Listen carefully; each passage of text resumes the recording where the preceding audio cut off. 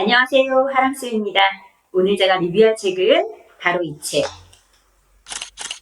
체인지업 북스의 학교 선생님이 콕 집은 초등 처음 글쓰기 논리 표현하기 편입니다. 마음과 생각이 자라는 책 이야기. 여기는 하람쌤의 글밥 연구소입니다.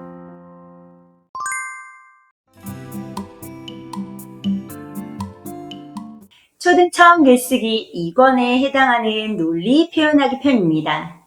앞서 리뷰했던 1권 생각 표현하기 편에 이어 조금 더 구체적인 글쓰기로 나아가는 단계입니다. 이 책은 초등 처음 글쓰기 1권에서 기본기를 익힌 후 다음 단계를 고민하는 부모님께 추천드립니다. 1권에서는 어휘에서 문장, 문장에서 짧은 글쓰기로 연결되는 체계적인 3단계 글쓰기 훈련이었다면 2권도 1권과 포맷은 동일합니다. 하지만 1, 2학년을 대상으로 했던 1권과는 글을 쓰는 목적이 분명히 다릅니다.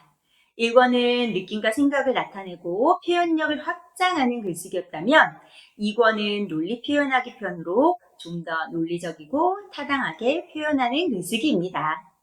이 책은 글쓰기의 기본기를 익힌 3, 4학년에게 아주 적합한 책입니다. 저자이신 안상현 선생님께서는 초등교사 안쌤이라는 유튜브 채널을 운영하시면서 학부모님들과 소통을 하시고 있기 때문에 학부모님들의 고민을 누구보다 걱정하시고 잘 알고 반영하셨으리라 생각합니다. 이 책은 1권과 동일하게 4개 장으로 되어 있고 각 장별로 10개의 주제를 다루고 있습니다.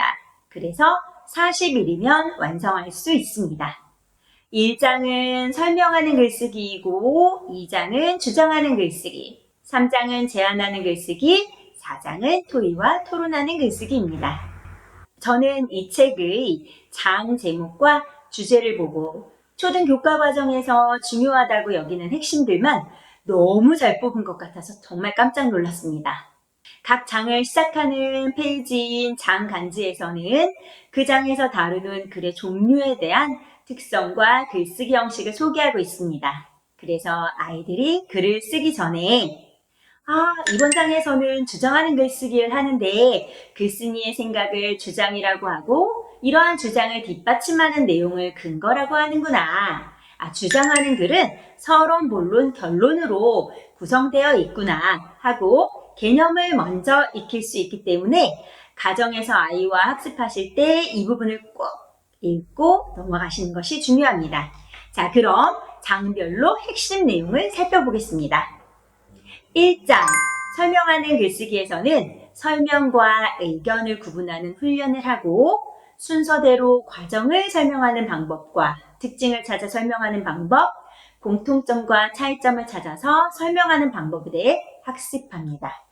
특히 우리나라의 전통문화의 종류를 알아보고 외국인 친구에게 전통문화를 소개하는 글쓰기를 함으로써 우리나라의 전통문화의 소중함과 가치에 대해 생각하고 점점 의미를 잃어가며 사라져가는 전통문화를 다시 한번 되새겨볼 수 있는 기회가 될 것입니다. 2장 주장하는 글쓰기에서는 주장과 근거가 무엇인지 의미를 익히고 정해진 주제에 따른 주장과 근거가 있는 짧은 글쓰기를 하게 됩니다.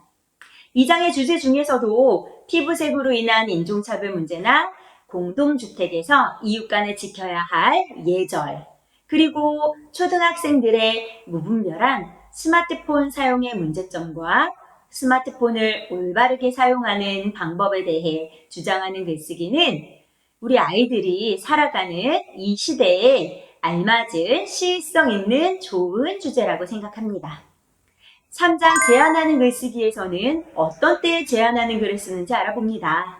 문제 상황을 확인하고 문제 상황을 해결하기 위해 제안하는 내용, 그리고 제안하는 까닭이 무엇인지 밝히는 글을 쓰게 됩니다. 3장의 주제를 살펴보면 정말 좋은 주제들이 많습니다. 음식물 쓰레기를 줄이자, 물을 아껴 쓰자, 독도를 아끼고 사랑하자, 지구의 온도를 낮추자, 그리고 현재 국제사회의 모습과 관련이 있는 전쟁을 멈추고 평화를 지키자 등의 주제가 있습니다.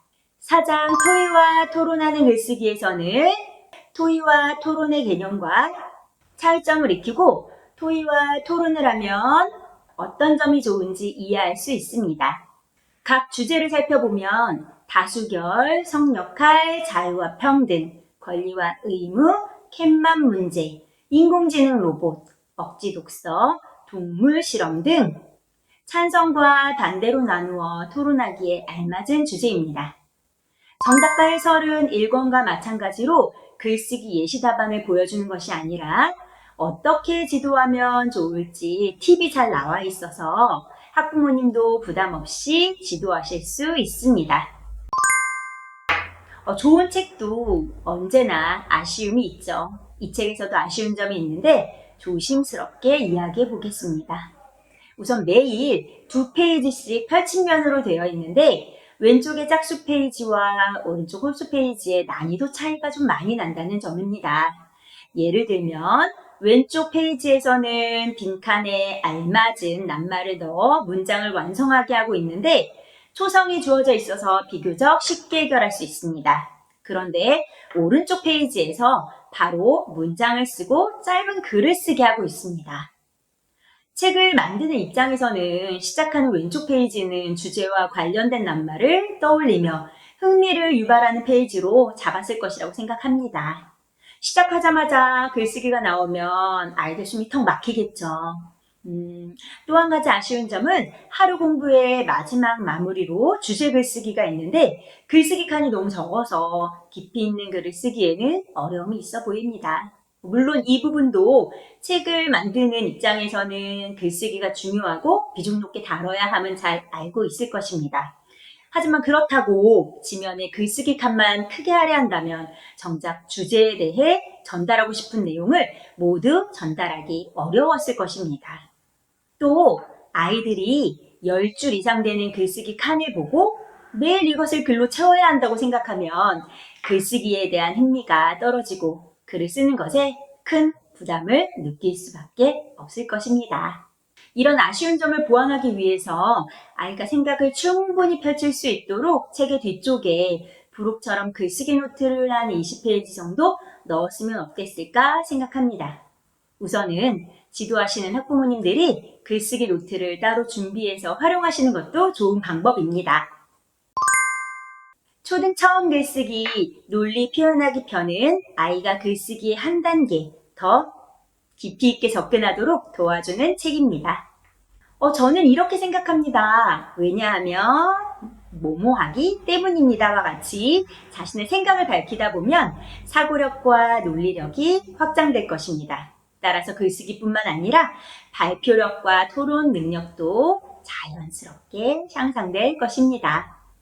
오늘 영상이 도움이 되셨다면 구독, 좋아요, 알림 설정, 댓글로 응원해 주시고요. 후기나 궁금한 점도 남겨주세요. 하람쌤의 글밤연구소는 아이와 함께 쓰는 따뜻한 문장 한 줄이 되겠습니다. 감사합니다. 구독, 좋아요, 알림 설정 꾹